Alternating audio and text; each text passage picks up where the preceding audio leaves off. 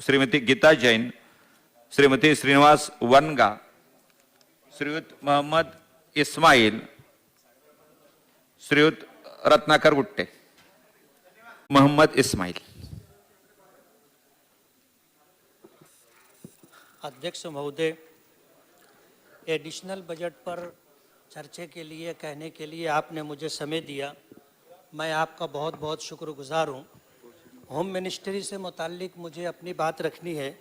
मेरी constituency Malegaon central 114 में law and order के हालात बहुत ज़्यादा ख़राब हैं और उसकी ख़राबी की वजह यह है कि बहुत बड़े पैमाने पर मेरी कॉन्स्टिट्यूंसी में ड्रग का, नशा आवर चीज़ों का कारोबार हो रहा है, जिसमें गांजा है, अफीम है, कुत्ता गोली है, एमडी है और इन जैसे नशा आवर चीज़ों का कारोबार बड़े पैमाने पर होने की वजह से मेरी कॉन्स्टिट्यूंसी के अंदर मर्डर के 9 हादसात साल 2020 से अब तक मर्डर के 2, हाफ मर्डर के 14, बलात्कार के 11, एक डकैती, जबरी चोरी 14, घर फोड़ी 41, चोरी के 91, 19 दंगे, आत्महत्या के 9 घटना हो चुकी है।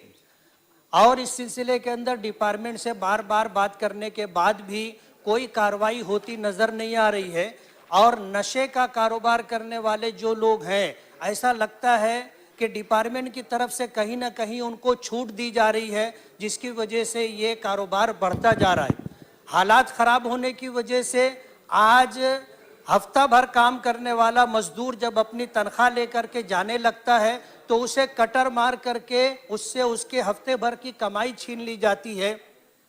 मोटरसाइकिल बड़े पैमाने पर चोरी हो रही है और चोरी करने वालों का कोई जो है अता पता नहीं है।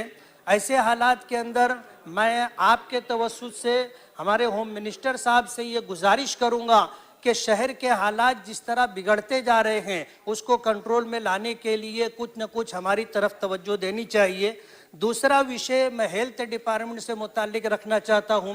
कोरोना के दौरान फरवरी और मार्च में मालेगांव के हालात बहुत ज़्यादा ख़राब थे और 1000 से ज़्यादा तादाद में लोगों की अमवात हुई। उस मौके पर हमारे हेल्थ मिनिस्टर राजेश टोपे साहब ने मालेगांव का 2 मरतबा दौरा किया और उनके तवज्जुह से मालेगांव को काफ़ी राहत मिली है। मैं इस सिलसिले में आपके तवज्जुह से राजेश टोपे साहब का, सरकार का बहुत बहुत शुक्रगुजार हूँ। सार्वजनिक बांधकाम डिपार्टमेंट से मुताल्लिक मुझे जो बात कहनी है कि आज से 20-21 साल पहले मालेगांव बाईपास हाईवे बनाया गया था, लेकिन सर्विस रोड, अंडरग्राउंड रास्ता और फ्लाईओवर न होने की वजह से आज 20 साल में तकरीबन 455 लोग और 1262 लोग रोज रोड क्रॉस करते हुए जख्मी हुए। इस सिलसिले में आपके माध्यम से मेरी सरकार से ये गुजारिश है कि 20 साल का अरसा गुजर जाने के बाद भी सर्विस रोड नहीं है, अंडरग्राउंड रास्तों की सहूलत नहीं है और जहां फ्लाईओवर होना चाहिए था वहां फ्लाईओवर नहीं है। उसकी वजह से 455 लोगों की मौत हो चुकी है। सरकार को इस तरफ तवज्जो देनी चाहिए। और इसी तरह जो है हेल्थ डिपार्टमेंट से मुताल्लिक मुझे जो बात कहनी है कि मालेगांव सार्वजनिक हॉस्पिटल के एरिए में महिला बाल रुग्णालय को सरकार ने मंजूरी दी है और 36 करोड़ रुपए का बजट मंजूर किया है। अगर उस सिलसिले में बजट रिलीज हो जाता है तो उन महिलाओं को जिनको डिलीवरी के लिए बहुत दिक्कतों का सामना है, बच्चों के इलाज और मुआवजे के लिए जिनको बहुत तकलीफ है, उन लोगों को राहत हो जाएगी। इस सिलसिले में मेरी आपके माध्यम सरकार से ये गुजारिश है कि बजट जल्द से जल्द रिलीज करके तामीर का काम किया जाए। मालेगांव एक टेक्सटाइल सिटी है और रोजगार का सबसे बड़ा जरिया यही पावरलूम और टेक्सटाइल है। पिछले दिनों सरकार ने उस सिलसिले में एक सर्कुलर निकाला कि जितने कारखाने हैं उन तमाम कारखानों का ऑनलाइन रजिस्ट्रेशन होना चाहिए और उसके लिए जो अटी शर्ती जो कंडीशन डाली है वो ये है कि जो कारखाने की ज़मीन और प्लाट है जिस नाम पर है उसी नाम पर बिजली कनेक्शन मीटर भी होना चाहिए और पावरलूम परमिट भी उसी नाम पर होना चाहिए। मैं ये बताना चाहता हूँ कि ये बाप दादा से आया हुआ कारोबार है और आज ये शर्त तो पूरी करना हम लोगों के लिए बहुत मुश्किल है। जमीन प्लाट किसी और के नाम पर है, पावर लूम कनेक्शन पुराना होने की वजह से किसी और के नाम पर है, और सरकार का पिछले दिनों जो सर्कुलर था, जो कानून था कि 4 लूम से ज्यादा परमिट एक आदमी के नाम पर नहीं हो सकता। आज 24 लूम का जो कारखाना है उसमें 24 लूम के परमिट एक आदमी के नाम पर कैसे हो सकते हैं।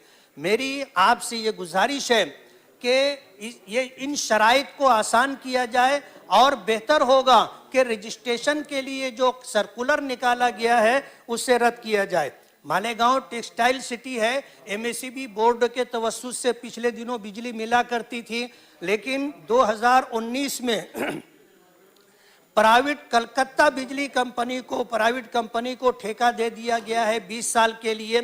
कंपनी ने लॉकडाउन के बाद फरवरी 2021 में ताबा लिया, और ताबा लेने के बाद जो सहूलतें मिलनी चाहिए आज तक लोगों को सहूलतें मिली नहीं है। मेरी आपके माध्यम से गुजारिश है, नया बिजली कनेक्शन आसानी से मिलना चाहिए, और इसी तरह 3 फेज का कनेक्शन मिलना चाहिए, और बिजली जो बार बार जो है कंडक्टर टूट जाता है और लॉकडाउन की वजह से जो हालात हैं, इसके पेश नज़र जो है कोई ना कोई सहूलत सरकार की तरफ से बिजली कंपनी को आदेश दे करके मिलनी चाहिए।